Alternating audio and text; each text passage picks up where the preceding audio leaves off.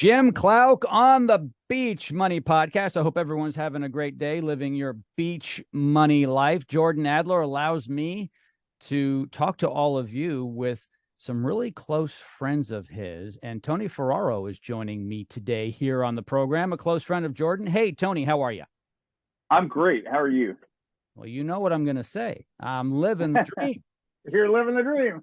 I'm living, and we're going to be talking a little bit about how you can help people live their dreams.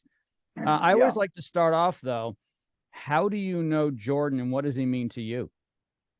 Well, Jordan's a great friend. The reality is, I've known him, I guess, for about 4 years. I was the publisher of Beach Money, the books, and until I got out of publishing just recently, and so that's how we met. Was I purchased the company that published the book, but then from there, I went out and sat down with him and in Vegas when I first bought the company, and that's when I met him and really got to know him and just really came to enjoy, Jordan Adler. He's such a wonderful person, one of the most humble, meek people I've ever met. He is exactly as advertised. There's literally no fake in him at all. And that's what everybody says. I agree. Yeah, it's phenomenal. And so over the years, we became friends, probably firstly, and business partners in a couple other endeavors. The Momentum Bakers books that are available on Amazon, we published those together. And then we did the Momentum Makers Workshop and some other things. So that's how I got to know him. It's been awesome, and look forward to a lot of years knowing Jordan Adler. Yeah, congratulations. He's a good person to know. He is very humble. He's done very well for himself and for other people. He's a great connector. And anyone who's watching this who doesn't have a close relationship to Jordan, you should try to figure out how to get in his inner circle. And his inner circle's huge. It's massive. It's almost the size of our globe that we live on. And I find it incredible how many people he touches on a regular basis. I've known Jordan for a long time. I first interviewed him on my radio show, the Bring on Success radio show, back in 2009, and we talked about the Beach Money book. And then we weren't really in contact for a while, and then not too long ago we reconnected. And but he has a lot of those stories. He knows a lot of people like me, right? The old Rolodex, it's very, very deep. But that's really the secret to his success, is getting to know people, connecting people, helping people. And as Zig Ziglar says, or said, if you help enough other people get what they want, you'll get what you want. And he's done a great job of building his business. How can you help people?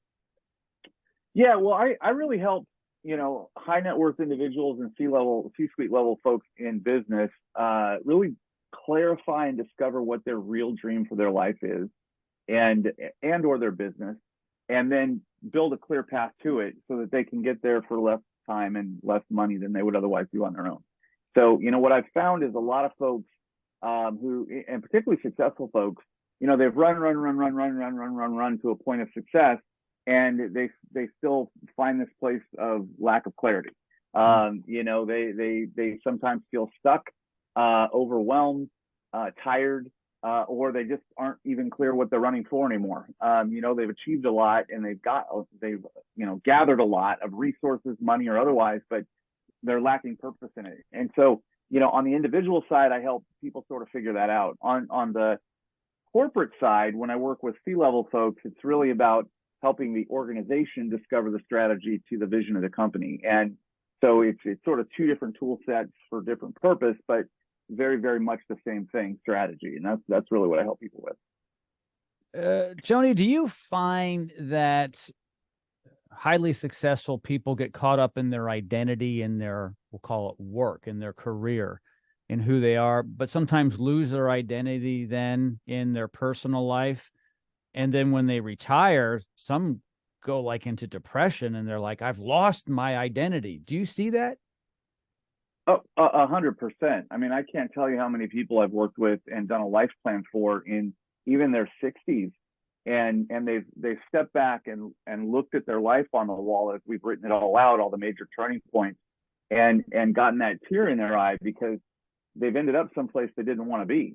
They've had a very successful life. Some of these people are, making millions of dollars per year, but they've made a very successful life. They've been very good at what they do, but they haven't ended up where they wanted to be. It's kind of like this, right? If you take a trip to the moon and you're off by 1%, how many miles are you going to miss it by?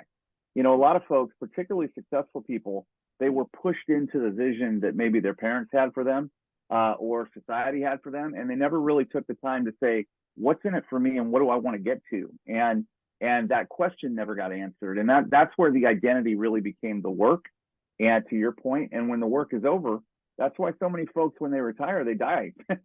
It's sad. They've got no other identity. And so what I try to do is help them discover all 6 areas of their life, not just their personal life, their financial life, their spiritual life, the geography they live in, what their financial goals are, so that you've got really a dream for every part of your life, because that vocational domain, that might end someday, but the other 5 keep going.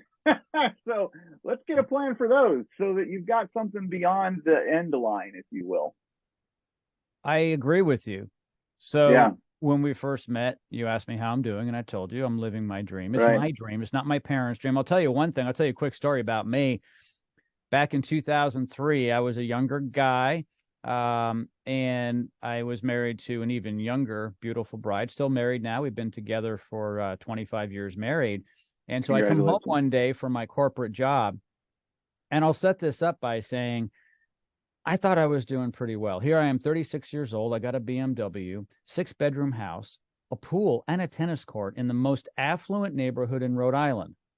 Now, people are probably saying, well, that's not saying much. It's a small state. It doesn't matter. It's better to be that big fish in a small pond, maybe. So in any case, I come home, back then, full head of hair. I mean, good. I had everything going. Beautiful wife. My wife is standing in the kitchen, holding our 2-year-old, pregnant with our soon-to-be daughter. She was like 3 months pregnant or so. And I said, honey, I would like to quit my job. Nice. 6-figure income job. And back then, a 6-figure income job for a 30-some-odd-year-old was kind of a big deal. Okay. That was, I was almost 25 years ago. And she looked at me. She's holding our 2-year-old son, resting him on her little belly, saying, sure, which is great. So I have a very, very supportive wife. But when I told my father, who grew up in the corporate world, I had a corporate job, he said, are you crazy? Why would you throw out a perfectly good job and career? I said, well, to be honest with you, that was your dream, not mine. I've done it for X amount of years since I graduated from high school. Don't want to do that anymore. I'm a misfit. And honestly, I see people in their 50s getting laid off. So I'm going to lay myself off now, and I'm going to learn how to fend for myself and pursue my dream. And I've never looked back. Yeah, that's awesome. That's a great story. And, a lot of people don't understand the importance of that aha moment in life. And that was a turning point for you, right? I mean, obviously your life took a left turn, and you're very happy with where you are now because of the way you describe it. So it worked out. That's awesome. Congratulations. Yeah, well, I share that story because a lot of people feel that they have to do what either society or their family or their friends think. We go to school, and I think we're conditioned, and correct me if I'm wrong, Tony, but I think we're conditioned from a young age here in America to go to school, get educated with at least a high school degree. It's kind of like a rule. You have to, that you're supposed to, be in school for so long. And then they encourage you to go to college. Not everyone should go, but they encourage you to go to college and work, buy a house, which is great for the economy, pay your taxes, which is great for the economy. And when you're 65, well, it used to be 65, 67 for some people who want to get their full retirement from Social Security. Now that's, the age gap I'm in. Then at 67 or 70, you can then enjoy your retired life. Instead of living a life like I have, which is a life of I work and I play and I meet people and I travel and I exercise and I eat well. So many people are just go, go, go, go, go. And then all of a sudden at 65 or 70, they stop and they don't have an existence that's worth anything anymore in their mind. 100% accurate. And the reason is what, again, everything starts with a dream. What happened is the dream that, society has for us typically is, quote, retirement, having lived a good life. that's not really a dream. That's pretty fuzzy. You know, there's a lot of things that a dream really needs to be in order to be a dream, and that it's got to be clear. You got to be able to express it in detail. You need to know exactly what you're aiming at. And what happened with you is typically what happens with so many folks is this sort of fuzzy horizon is out there called retirement and a good life. And then there's what's called a strategy that is believed to get there. You grow up, you get good grades, you go to college, you get a good job, you work that really good job for 40 years, and then you can live in retirement for 10 before you die. Yeah. and that formula doesn't work, right? It just doesn't work. You know, real life fulfillment comes when you have a clear dream on the front end and then build the exact strategy to get to it, not some general strategy that works, quote, for everyone else. It's got to be your strategy, and it's unique to you. And that's what you've done now at 36. You had a turning point. You built, you had a dream. Your vision at that point was, I want to be self-sustaining, and you sort of figured out what that might look like vocationally, and then you built a strategy to go get to it. What happens for a lot of folks is they get into those transition points in life, and particularly retirement, and they've got no vision or dream beyond that, and then they build no strategy to it, and that's, and then you have the other folks that are absolutely stuck like you were, 100% stuck. And I talk to these folks all the time, that fill the golden handcuffs, and I'm making really good money. I've got this big house. I've got my family. I've got the cars. I've got all this stuff. And I got kids about to get to college. I can't just walk away from my job. I can't just change things because it's going to disrupt all of those other things I care about. And those are those handcuffs. All of those moments just need a transition plan, right? You can build a strategy for anything. You might not be able to walk out on your job tomorrow, but you can build a transition plan to get to the life that you want. And that's what a lot of people don't understand, is they feel trapped. And there's a way out of anything to anything else. It's just a matter of discovering the right pathway. I agree with everything you say. I'll tell you, though, a lot of people said what I did was courageous, that I was brave. Yeah, sure. I think it's a lot more, this is my opinion, I think it's a lot more difficult when you're 50 or 55 to make the decision I made at 36. I told you, very young kids. One wasn't even born yet. Yeah, right. My kids never saw me go to a W-2 job. I've always had my own business. Right.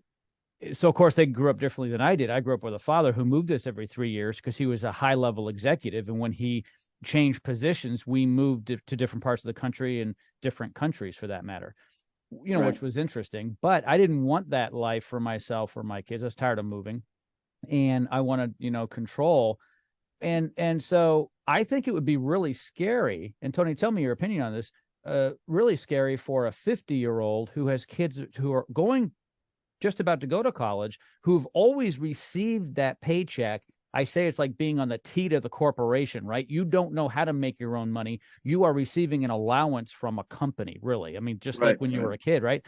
And if you never had your own job before or built your own business, self-employed, whatever that income is, I could see how someone might be really afraid in their late 40s or 50s to go out and do something, especially when they have college on the horizon and they have that 5-bedroom house and they may have a lake house and they have the 3 cars. They don't want to give it up. I gave up everything, by the way.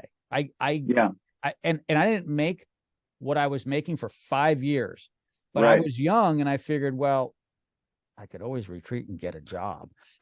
Yeah. And I never did, but isn't it harder for someone who's older? It just depends, right? So there's a spectrum that people are on, and one of the things that I like to measure is risk, and another one is change. Some people are high risk takers and very comfortable with risk, and others aren't. And some people are really high change agents, and some are not, very comfortable with change.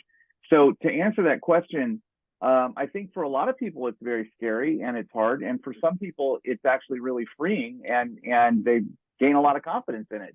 So it's really that's why there's not one plan for everybody, because not everyone is the same. What I will say is, the older you get, you're definitely entrenched in your ruts a little bit deeper, and change is harder and bigger, but it doesn't have to be scary. And so one of the things I like to talk with folks about is fear is really based on a lack of confidence. And confidence it's an interesting word. If you take confidence and look at the root of it, con means with, and fidence, the root word of fidence is fidelity or truth. So confidence really means with truth. And so the question is, what truth are you standing with when you make these decisions? Are you just coming up with some entrepreneurial crazy hot idea, or for this transition, or are you really confident? Are you standing in the truth of what your life experience has already proven to be good at, right? If you're standing in the truth of what your life experience has proven to be good at, and you're operating within your skills and your talents, driven by your passions, then really anything is possible. And that risk, if you will, or that change becomes easier. It's just transition. So I think for a lot of people, what happens is when they're at that age, what they see is the opportunity, and then they see where they are now, and that gap is massive, and that's scary. What I help people do is really understand, don't look at the dream, understand what the dream is so we know how to get to it. Don't look specifically at where you are. Let's identify where you are in relationship to the dream so that we can do what? So we can build a plan, right? Now the plan, that's what you can have confidence in, right? And if you work the plan, if you plan the work and work the plan will work. So, at the end of the day, that can alleviate a lot of those fears that you're talking about now, is really having confidence in the plan and your ability to execute it. Don't put your confidence in the hope. Hope is not a strategy. And don't let your past be the anchor to where you're going, right? Let's identify the path between and gain a lot of confidence in that and your ability to execute. And so with that, I think a lot of people become empowered and able to move. I can't agree with you more. When I began to get a lot of confidence was after I made a decision that I had to make a lifestyle change in my life. It was, so I was changing careers, not because I had some great idea. Right. I'll be honest with you. I didn't know what the heck I was going to do. It's kind of like a high schooler saying, I'm going to college. I'm just going in that direction, and I'll figure out, because for me, it was a lifestyle change. It wasn't, oh, I had this dream last night about this neat thing I can develop and market. I'm all of a sudden going to become an entrepreneur. I knew I was going to be doing something different. And so in order to go down that path, I had to move to a different area. So we moved from Rhode Island to Texas because it would be easier to start a business in Texas. And we had family there for the babies. And there was a number of things I had to do in order to get out of that job, get out of that house, and get down to Texas to start my new life. So I put these goals together and I started accomplishing these goals. And I'm like, hey, if I can do this, this, this, and this, I can do anything. So I think you find people who have been very successful as entrepreneurs out on their own are not afraid of loss because they've done it before. And you hear about people, whether it's a Donald Trump who lost billions and got him again. Now it's questionable how many billions he really has. But in any case, the point is you see people who are constantly out there and they're not afraid to fail. So they actually seem to be risking more. But to them, they're like, no big deal. I did it before. I didn't die. I think a lot of us are afraid of the unknown. There a lot of people are afraid of the unknown, and that's what I help people do is make the unknown a little more known, and right, and that's in the development of the plan. But to your point, right? So let's just go ahead and focus on the other side. The people that are a little fearful or resistant to change. That can be a really hopeless or helpless sort of position, because you sit back and you go, okay, great. So I really am stuck in my job because I'm not comfortable with change and I'm not comfortable with risk. I'm on a scale of 1 to 10, 1 being low, I'm a 1 on both of those. And so for that individual, life can be really depressing because they don't like where they're at and they're stuck. And the issue there is really understanding that discontent that you're feeling is really the driving force that can help you overcome and be the tipping point on change. But the other part of it is that somebody else's change dream or dream for change or entrepreneurial event doesn't have to match yours, right? So in other words, the level of change that someone goes through in order to redevelop their life at midlife or later, the level of change that someone goes to, or the level of risk that they take, doesn't have to be the same for everyone. Sometimes, even for folks that are just kind of in that rut and they're more resistant to change or a little less comfortable with risk, you know, it's more of a chiropractic adjustment will help them find that life satisfaction, right? It's a smaller level of change or a smaller level of risk. And the truth is, as they begin to take some of those small level risks and those small level change movements, they become a little bit more comfortable with the idea of bigger ones, because they've had some success with the little ones. So it's really, you know, again, there is no pat answer for every single person. And at the same time, sometimes the problem isn't your job.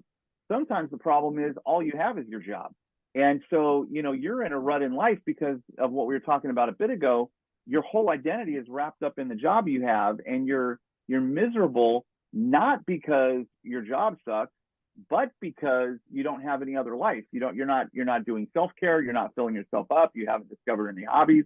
You know, a lot of folks, the more resistant people are to change and risk, the higher the probability is that they just don't really take any part of their life. And you know, the truth is, as we discover some change areas and we take even a little bit of risk, that's where fun is. I mean, that's where discovery is. And that's what, you know, really helps people find enjoyment in life. And so, you know, you don't have to feel bogged down in the reality that, hey, I'm really resistant to change and I'm really resistant to risk, so I'm just stuck. You know, even that person can find life satisfaction. And sometimes it's not just about changing the job. Maybe your job is perfect for you, but the rest of your life kind of stinks. And so let's build a plan for that. Not everyone is the same. So your job must be very interesting. You have such a breadth of experience, though, so you can identify with, I'm sure, most people. And there aren't many different scenarios, meaning there's kind of a finite number of scenarios, and everyone's going to have to kind of fit into that. So I can see how you can really help people. What's the best way for people to reach you, Tony? TonyFerraro.com.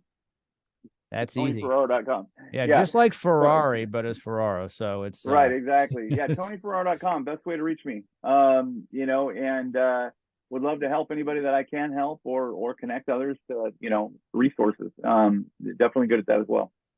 I'm going to put Tony's information in the show notes, so there'll be no excuse. All you have to do is click. He's one click away. And Tony, I have to say, this has been fascinating, and it's helped me a bit, and it helped also reconfirm that I think maybe I made the right decision at 36. Well, you definitely did. Yeah. And I appreciate that. Thank you so much. I appreciate it. Have a great day. You bet. Thank you.